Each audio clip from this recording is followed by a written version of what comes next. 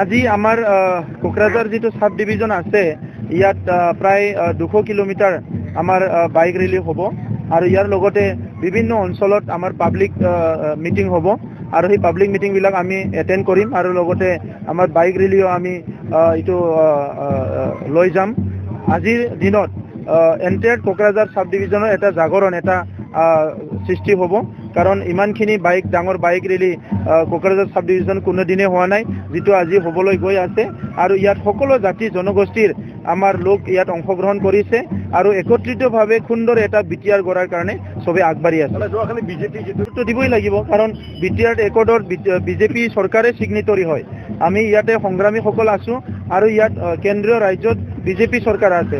এইটো তেখেতসকলৰ দায়িত্ব আৰু কৰ্তব্য কি তেখেতসকলে বিটিআৰ একৰ্ডটো ইমপ্লিমেন্ট কৰিবই লাগিব আৰু নহলে তেখেতসকলক মিছলীয়া বুলি ক'ব। তো সেই কাৰণে আজি ইমান সুন্দৰ এটা চুক্তি কৰিছে ভাৰত চৰকাৰ অসম চৰকাৰ সংগ্ৰামীসকলে লগ লাগি এই যে চুক্তি হেতু চুক্তিটো ৰূপায়ণ কৰিব লাগিব আৰু আমি ইউপিপিএল দল অহা 5 বছৰত বিটিআৰ চুক্তিটো আখৰে আখৰে ৰূপায়ণ কৰাৰ কাৰণে আমি অহৰহ কাম কৰিম।